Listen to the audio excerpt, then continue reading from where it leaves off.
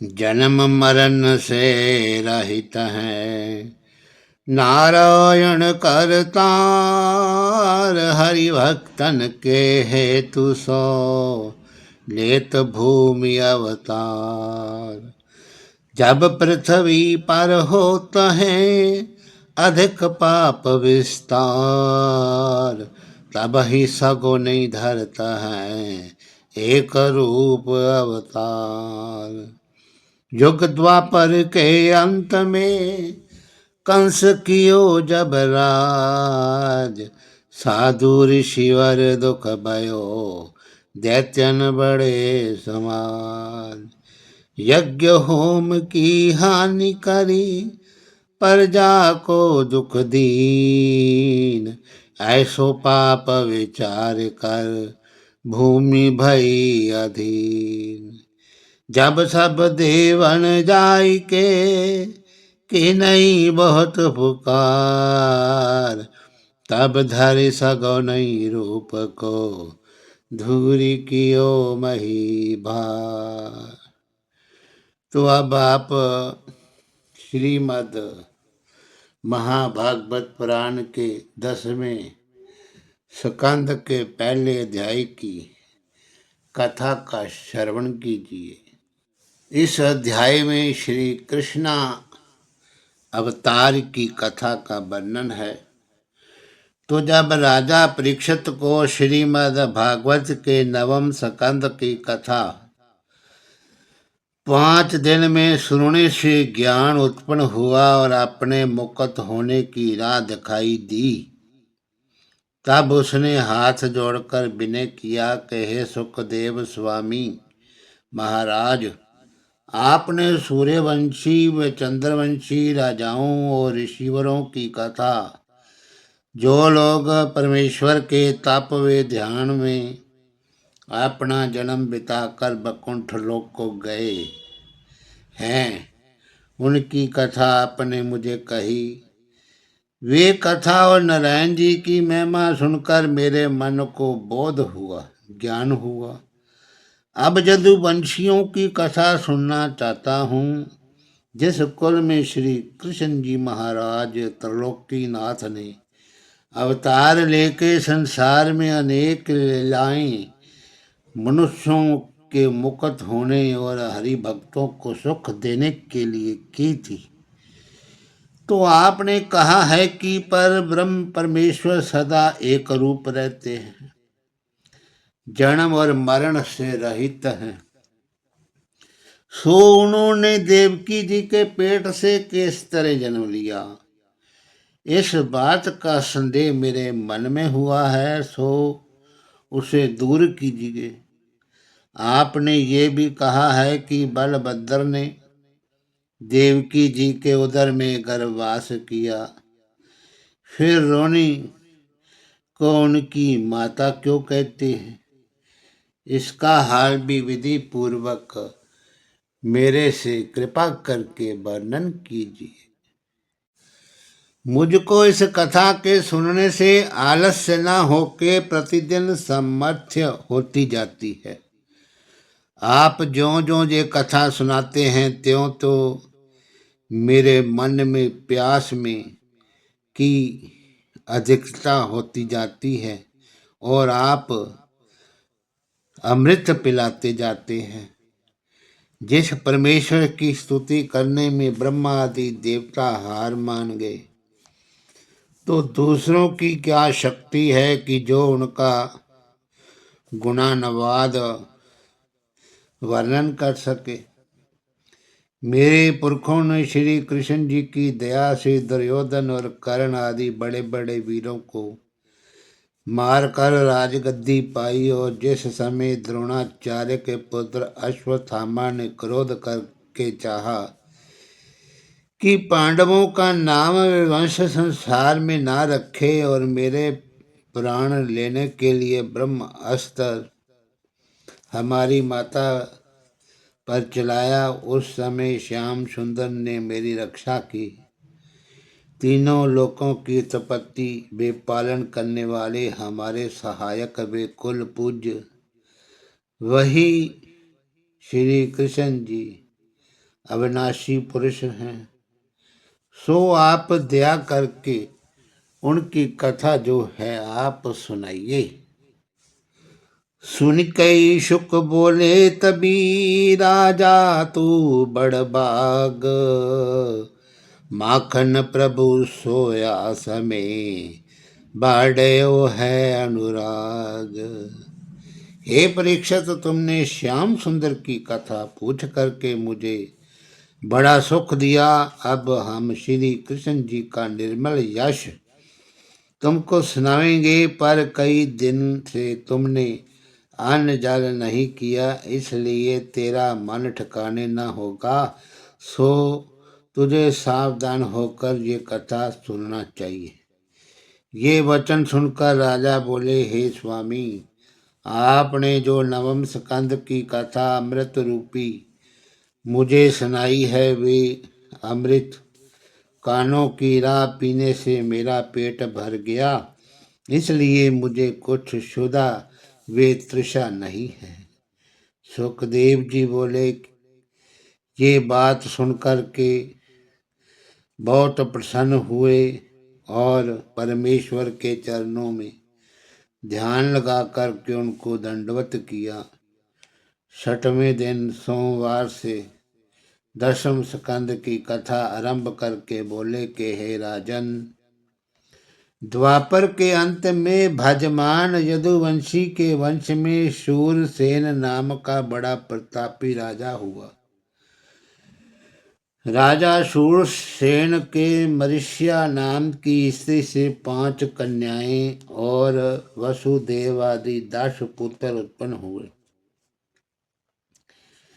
बड़े बेटे वसुदेव जी ने अपना पहला विवाह राजा रोहन की बेटी रोनी से किया, तो वसुदेव जी के 17 पटरानी थी। जब उन्होंने 18वीं शादी देवकी से की तो देवक की बेटी और कंस की चचेरी बहन थी। तब ये आकाशवाणी हुई कि देवकी के 8वें गर्भ से राजा कंस को मारने वाला उत्पन्न होगा। ये आकाशवाणी सुनकर कंस ने वसुदेव व देवकी को कैद कर लिया और पार ब्रह्म परमेश्वर ने श्री कृष्ण नाम से देवकी के गर्भ से जन्म लिया। इतनी कथा सुनकर राजा ने पूछा कि हे महाराज, किस तरह कंस उत्पन्न हुआ और क्यों करके श्याम सुंदर मथुरा में जन्म लेकर गोकुल में गए, और वे कथा विधि पूर्वक वर्णन कीजिए। सुखदेव जी बोले कि हे राजन, उन दिनों यदुवंशी राजा आहुक मथुरापुरी का राज्य करता था। जब देवक और उग्रसेन 2 पुत्र उनके उत्पन्न हुए और वे मर गया, तब उसका बड़ा बेटा उग्रसेन महाप्रतापी राजा हुआ। उसकी रानी पवन रेखा अति सुंदरी वे पतिव्रता थी। वे 8 पहर अपने स्वामी की आज्ञा में रहती थी। एक दिन रानी पवन रेखा ऋतु स्नान से शुद्ध होकर अपने पति के आज्ञा अनुसार सहेलियों समेत वन विहार करने गई।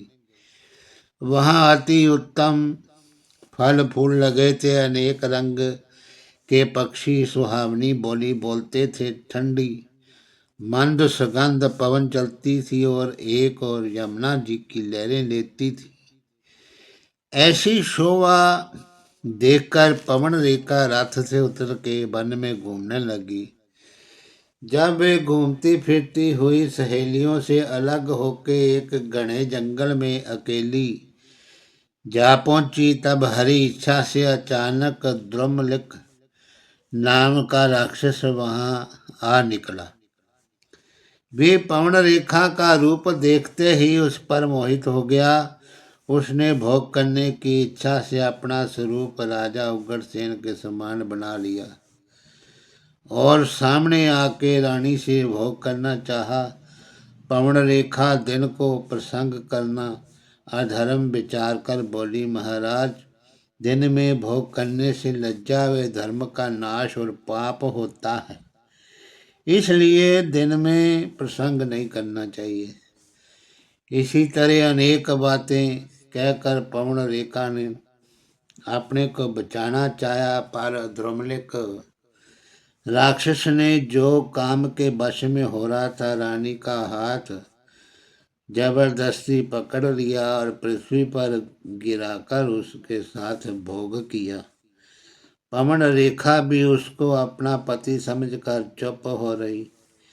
हे राजन, जब द्रुमलिक भोग करने के बाद अपना राक्षस रूप बनाकर रानी के सम्मुख खड़ा हो गया, तब पवन रेखा उसको देखते ही अति लज्जित हुई और बड़े क्रोध से बोली कि हे राक्षस, अधर्मी, चंडाल, तूने छल करके मेरा धर्म नष्ट कर दिया। तेरे माता पिता व गुरु को धिक्कार है जिसने तुझे ऐसा ज्ञान सिखलाया।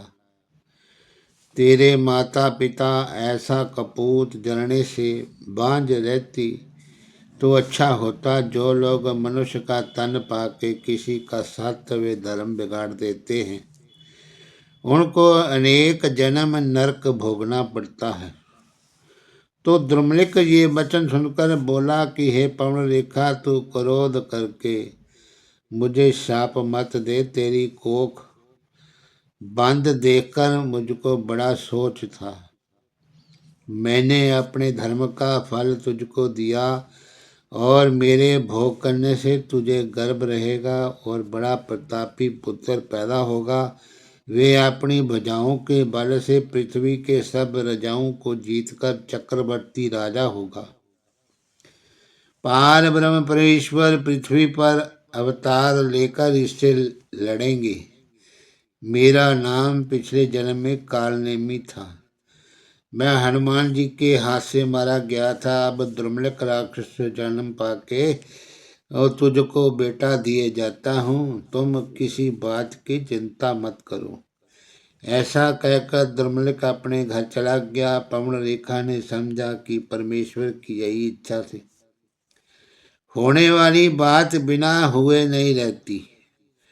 ऐसा विचार करके उसने भी अपने मन को धैर्य दिया। जब सहेलियां रानी को मिली और तब पवन रेखा का रंग व श्रृंगार बड़ा बिगड़ा हुआ देखकर एक सहेली बोली कि हे रानी, इतना विलंब तुमको कहाँ लगा और तुम्हारी ये क्या दशा हुई? ये सुनकर रानी ने कहा कि जब तुम लोगों ने मुझे इस वन में अकेली छोड़ दिया, तब एक बानर ने आकर मुझको ऐसा सताया कि जिसके डर से अभी तक मेरा कलेजा धड़कता है।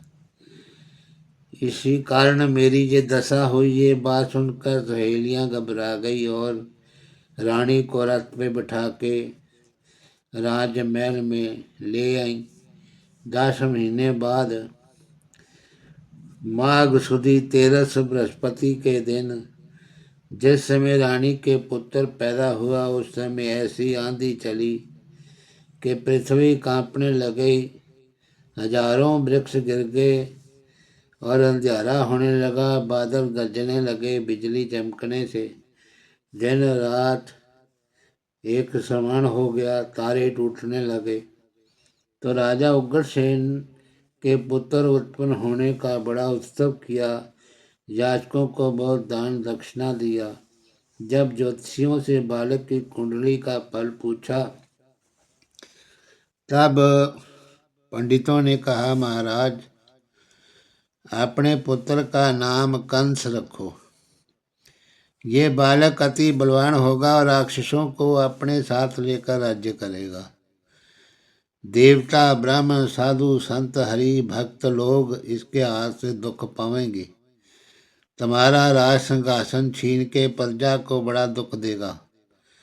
जब इसके अधर्म करने से पृथ्वी दुख पावेगी, तब परमात्मा पार ब्रह्म परमेश्वर अवतार लेके इसको अपने हाथ से मारेंगे।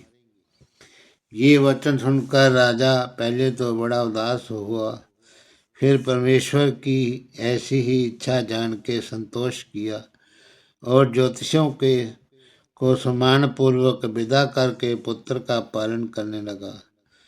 जब कंस 5-6 साल का हुआ तब अनेक तरह के उपद्रव प्रजा पर करने लगा। कभी मथुरावासी लड़कों को जबरदस्ती पकड़कर वन में ले जाता और मारकर उनकी लौथ पहाड़ की खो में रखा था। जो लोग उससे सियाने थे उनकी छाती पर चढ़कर गला दबाकर मार डालता था। तो कभी लड़कों को नहाने वास्ते अपने साथ यमुना के किनारे ले जाकर पानी में डुबो देता था।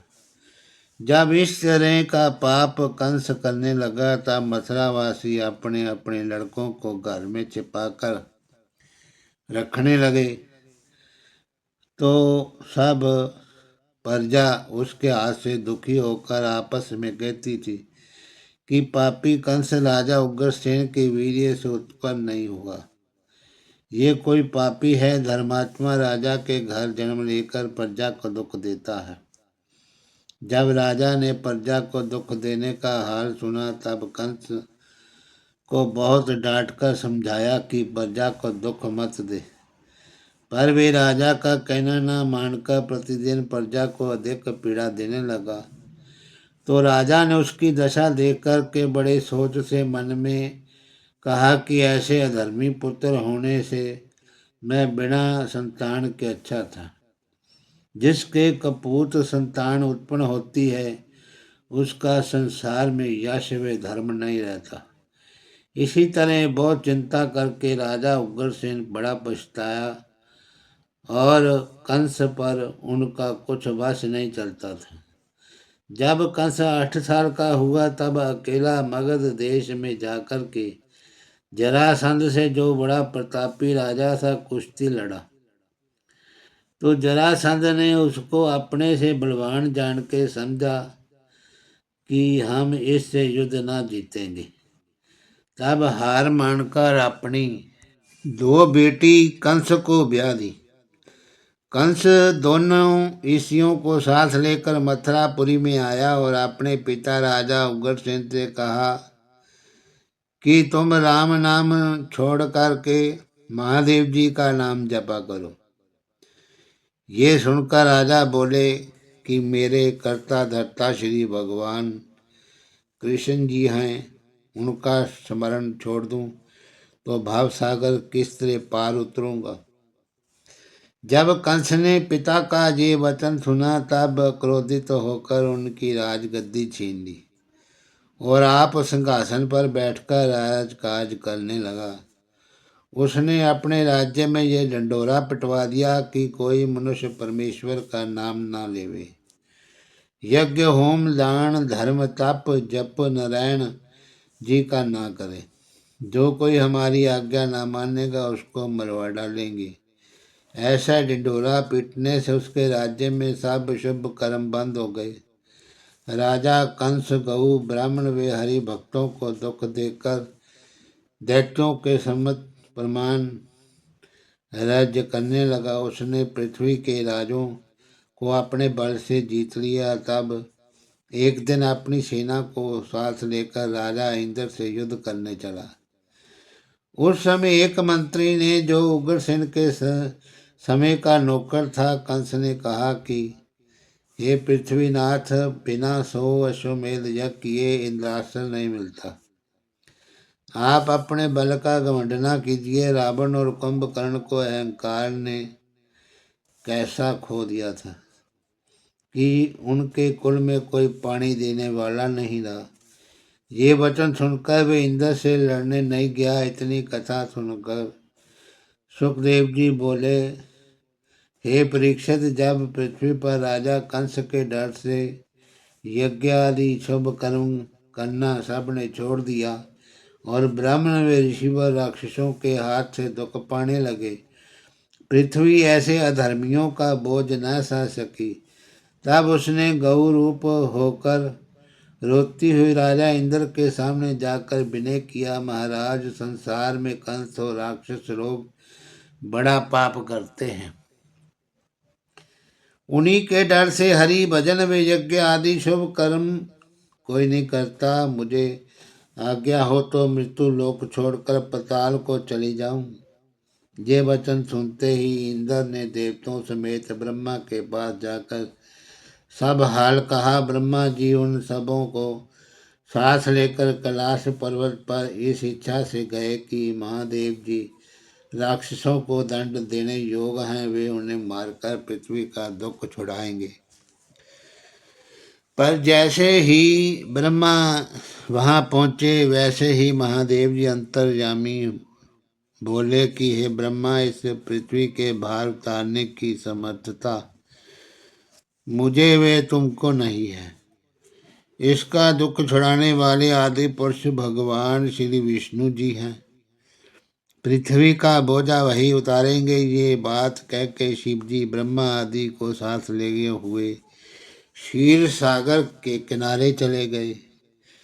वहां हाथ जोड़कर सब देवता पार ब्रह्म परमेश्वर की श्री स्तुति करने लगे कि हे करुणा निधान, किसको समर्थ है कि जो तुम्हारी महिमा वर्णन कर सके। आपने मत्स्य रूप धारण करके शंखासुर दैत्य को मारकर वेद समुद्र से बाहर निकाले। कच्छप रूप होकर मंद्राचल पर्वत अपनी पीठ पे रख के 14 रत्न क्षीर सागर से प्रकट किए। बड़ा रूप धरकर पृथ्वी को पाताल से बाहर निकाल लाए। देवताओं की रक्षा करने के लिए वामन रूप होकर राजा बलि से पृथ्वी दान लिया। परशुराम अवतार लेकर सब क्षत्रियों का वध किया और पृथ्वी उनसे छीनकर ब्राह्मणों को दान कर दिया। रामचंद्र का अवतार धरकर रावण आदि राक्षसों को मार डाला।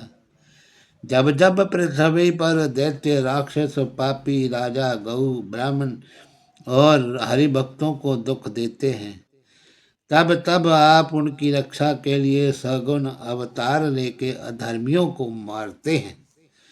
सो इन दिनों पृथ्वी पर कंस आदि के पाप करने से दुखी होकर हम तुम्हारी शरण में आई हैं।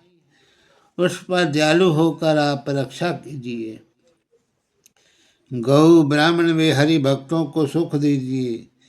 जब ब्रह्मा आदि देवताओं ने इस तरह नारायण जी की स्तुति की, तब आकाशवाणी हुई कि हे ब्रह्मा, मुझे पृथ्वी का दुख मालूम है, इसलिए हम सगुण अवतार लेके उसका भार उतारेंगे। जन्म व मरण से हम कुछ प्रयोजन नहीं रखते, पर वसुदेव व देवकी ने पिछले जन्म में तप में ध्यान करके हमसे ऐसा वरदान मांग लिया है कि हम उनके पुत्र हों। और इसी तरह नंद व यशोदा ने तप करके ये वरदान मांगा था कि तुम्हारी बाल लीला का सुख देखें। इसीलिए हम उनकी इच्छा पूरी करने के वास्ते मथुरा में वसुदेव व देवकी के घर में जन्म लेंगे। वहां से गोकुल में जाकर के नंद व यशोदा को बाल चरित्र दिखावेंगे और कंस आदि अधर्मी राजों को मार करके अपने भक्तों को सुख देंगे। सो तुम देवी वे देवता लोग ब्रज गोकुल और मथुरा में पहले से ही चले जाओ और यदुवंश व गोपाल वंश में हमारी लीला का सुख देखने के लिए जन्म लो। पीछे से हम भी 4 स्वरूप धरकर अवतार लेंगे। सब देवता ये आकाशवाणी सुनते ही बड़े हर्ष से अपने घर आ गए। जब ब्रह्मा ने आकाशवाणी का हाल पृथ्वी को दिया, तब वे भी प्रसन्न होकर अपने स्थान पर चली आई। उनकी आज्ञा अनुसार देवता मुनि किन्नर वे गंधर्व आदि अपनी स्त्रियों समेत मथुरा में गोकुल में जन्म लेके यदुवंशी वे ग्वाल बाल बन गए। चारों वेदों की ऋचाओं ने भी ब्रह्मा से आज्ञा लेकर के गोपियों का जन्म लिया। इतनी कथा सुनाकर सुखदेव जी महाराज बोले कि हे राजन, अब हम देवकी के विवाह का हाल कहते हैं, तो सुनो। देवक का नाम जो उग्रसेन का भाई था, उसने 6 कन्याएं और 4 पुत्र हुए। उसने अपनी 6 बेटी वसुदेव जी को ब्याह दी। जब 7वीं कन्या देवकी उसके यहाँ उत्पन्न हुई, तब देवता हर्षित हुए। तो राजा उग्रसेन के यहाँ कंस आदि 10 पुत्रों ने जन्म लिया। जब देवकी विवाह के योग हुई, तब देवक ने राजा कंस से आज्ञा लेकर शुभ साहित्य में उसके विवाह का तिलक वसुदेव जी को भेज दिया।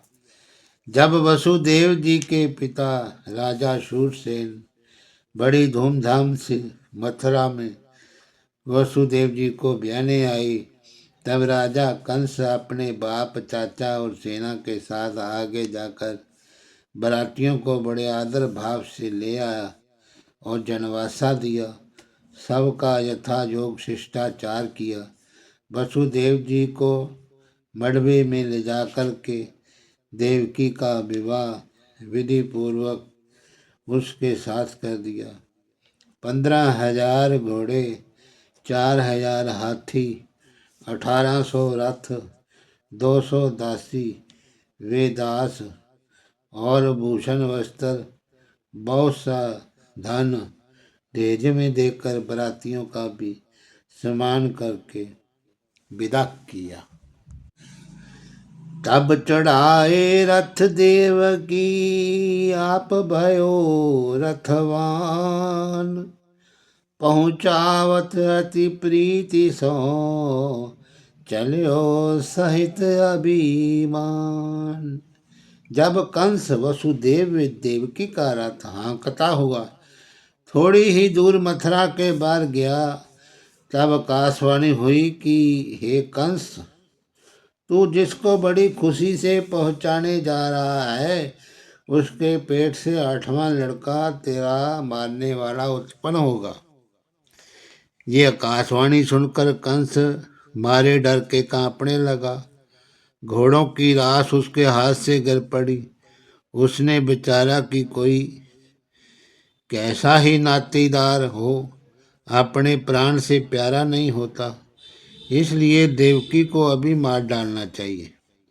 वे ना रहेगी तो उसका 8वां बालक मुझे मारने वाला कहाँ से पैदा होगा। ये बात विचार कर कंस रथ के भीतर घुस गया और देवकी के सिर के बाल पकड़कर उसे नीचे खींच लिया। नंगी तलवार निकाल कर के क्रोध से दांत पीटता हुआ वे यूं कहने लगा कि जिस वृक्ष में विष के समान फल लगे हैं, उसको जड़ से पहले ही उखाड़ डालना चाहिए। जब वे वृक्ष ही ना रहेगा, तब उसमें फूल व फल कैसे लगेंगे। इसलिए देवकी को अभी मार डालूं तो निर्भय राज्य करूं। ये दशा देखकर जितने समय उस समय वहां थे मनुष्य थे, सब चिंता करके रोने लगे, पर राजा कंस के डर के मारे किसी में हिम्मत नहीं थी कि जो कुछ कह सके। तब वसुदेव जी ने विचार किया कि अज्ञानी कंस को पाप और पुण्य का कुछ विचार नहीं है। इस समय मेरे क्रोध करने से देवकी के प्राण जाएंगे, इसलिए क्षमा करना उचित है। क्योंकि जब बलवान शत्रु क्रोध करे, तब क्षमा करके वे अवसर बचा जाना चाहिए। जिस तरह ठंडा लोहा गर्म लोहे को काट डालता है, तो उसी तरह क्षमा करने वाला मनुष्य अवसर पाके अपने वैरी को जीत लेते हैं।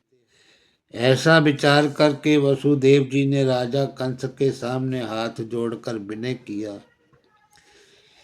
कि हे पृथ्वीनाथ, संसार में तुम्हारे सामने कोई दूसरा बलवान प्रतापी नहीं है जो आपकी बराबरी कर सके। जहाँ सब लोग तुम्हारी छाया में रहते हैं, वहाँ आपको ये अनुचित है कि आपने के समान शूरवीर होके अपनी बहन पर बिना अपराध खड्ग चलावे। स्त्री वध का बड़ा पाप है। ऐसे अधर्म करने वालों के अनेक पुरखे नरक में पड़ते हैं। संसार में जो जन्मा वे एक दिन मरेगा। अपने शरीर के लिए चाहे जितने उपाय करे, ये शरीर किसी का नहीं है, किसी तरह यहाँ नहीं रह सकता। तरुणाई वे राज्य भी कुछ काम ना आके, केवल यश वे अपयश संसार में रह जाता है। दाता को महीपमान दाताऊ, दलीप ऐसे जाके, यश आज हूँ लऊ द्वीप द्वीप छाए हैं। बलि ऐसो बलवान को भयो जहान बीच, रावण समान को प्रतापी जग जाए हैं। बाण की कलान में सुजान, द्रोण पारत से, जाके गुण दीन दयाल भारत में गाए हैं। कैसे कैसे शूर रचे, चातुरी विरंची जूकी, फेर चकचूर कर चूर में मिलाए हैं। अरब खरब लो द्रव्य है, उदय स्थलो राज, तुलसी जो निज मरण है, तो आवे क्यों ही काज। ये बात सुनकर के कंस बोला कि हे वसुदेव, तुमने भी तो आकाशवाणी सुनी, इसका उपाय पहले से करना चाहिए। जो मैं आज देवकी को नहीं मारता तो मेरी ये चिंता ना छूटेगी। इसके बदले हम तुम्हारा विवाह दूसरी कन्या से कर देंगे और इसको मारकर निश्चिंत हो जाएंगे। ये वचन सुनकर ब्राह्मणों और ऋषिवरों ने जो उसके साथ थे कंस से कहा कि वेद व शास्त्र में बहन का मारना बड़ा पाप लिखा है। ऐसा अधर्म तुमको ना करना चाहिए। जब कंस ने ब्राह्मणों को समझाना भी नहीं माना तो वसुदेव जी ने विचारा कि ये पापी अपनी बात पर है, कोई ऐसा उपाय करना चाहिए जिसमें देवकी के प्राण बचें। ऐसा विचार करके वसुदेव ने कंस से कहा, महाराज मैं एक विनती करता हूँ, सुनिए। आकाशवाणी के अनुसार आप देवकी के पुत्र से अपने प्राण का डर रखते हैं। देवकी से तो कोई खटका नहीं है, इसलिए देवकी को बिना अपराध जानकर छोड़ दीजिए। इसको जो बालक उत्पन्न होगा उसे मैं तुम्हारे पास पहुँचा दूंगा। इस बात के साक्षी सूर्य चंद्रमा है। कंस ने ये बात सुनकर देवकी को छोड़ दिया और उनसे बोला कि इस समय तुमने मुझे अपराध से बचाया। ऐसा कहकर उसी जगह से वसुदेव देवकी को विदा कर दिया और आप अपने राजमहल में चला आया। वसुदेव जी देवकी समेत अपने घर को चले गए। जब कुछ दिनों में देवकी के पुत्र उत्पन्न हुआ और वसुदेव जी ने उसी समय रोता हुआ बालक लाकर कंस के आगे रख दिया।